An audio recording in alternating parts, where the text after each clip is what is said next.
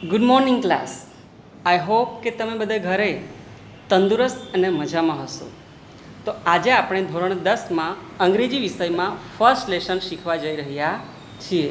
The name of this lesson is against the odds, જેનો મતલબ થાય છે સામા પ્રવાહે.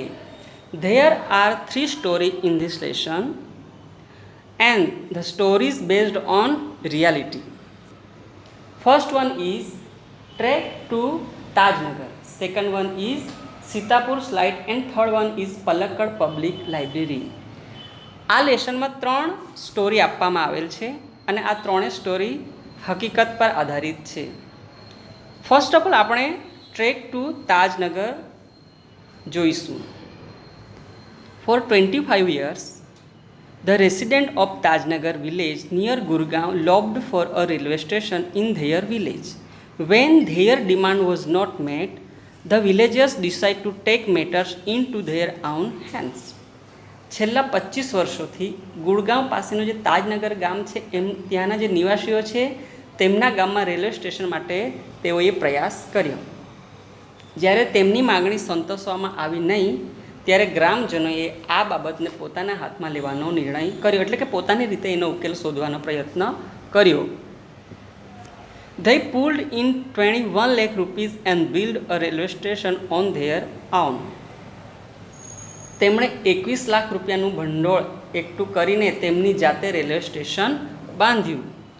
Most of the 3,000 people living in the village are farmer, but such was the burning desire to have a station in the village. Everybody contribute according to their capacity. આ ગામમાં વસતા 3,000 લોકોમાંથી મોટા ભાગના લોકો ખેડૂતો છે, પણ ગામમાં સ્ટેશન માટેની એવી પ્રબળ ઈચ્છા હતી કે એ સૌએ પોતાની ક્ષમતા પ્રમાણે ફાળો આપ્યો.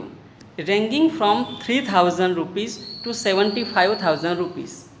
They donate money for the station and we started the construction in January 2008, said Ranjit Singh, a former village sarpanch.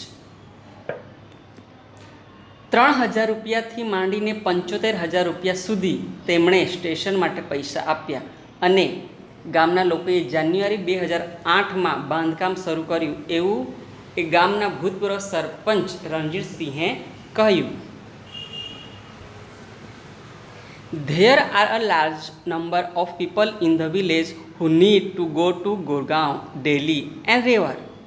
There are students who go to college. Till now, we had to either go to Halimandi or Patli to catch a train. Both the stations are 6 kilometers away from the Tajnagar. આ ગામમાં ગુડગાંવ, દિલ્હી અને રેવાર જનાર લોકોની ઘણી મોટી સંખ્યા આ ગામમાં છે. કોલેજ જનાર વિદ્યાર્થીઓ પણ હોય છે. આજ સુધી તેમણે ગાડી પકડવા માટે હાલીમંડી અથવા પાટલી જવું પડતું. આ જે બંને સ્ટેશનો છે હાલીમંડી અને પાટલી, એ બંને સ્ટેશનો તાજનગરથી 6 કિલોમીટર દૂર આવેલ છે.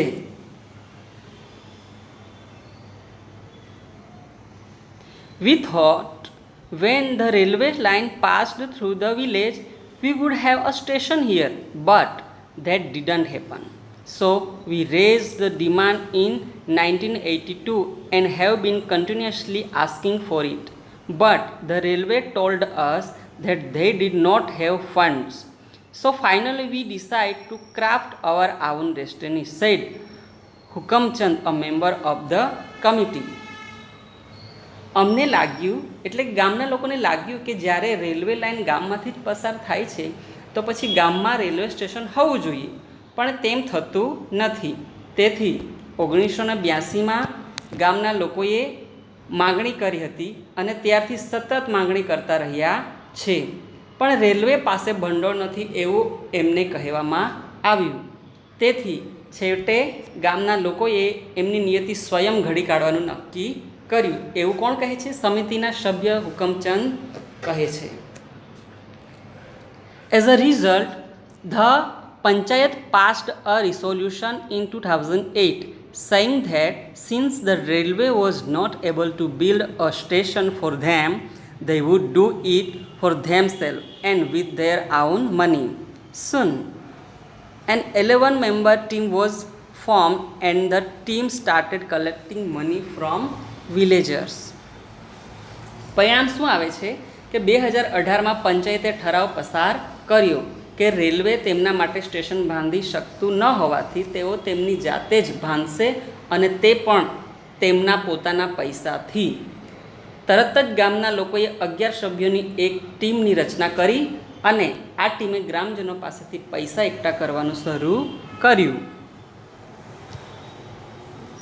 On 7 January 2010, as a result of their efforts, the first railway station in the country on which the railway did not have to spend a single rupee start operations.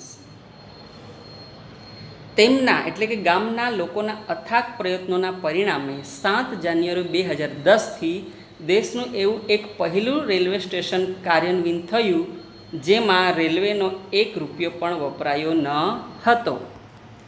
તો આ થઈ first story against the odd એટલે કે સામા પ્રવાહે. આ એક એવું કામ હતું તાજનગરના લોકો માટે જે શક્ય નહીં હતું, પરંતુ તેમણે એનો ઉપાય શોધ્યો અને જાતે જ રેલવે સ્ટેશન પોતાના પૈસાથી બનાવ્યું.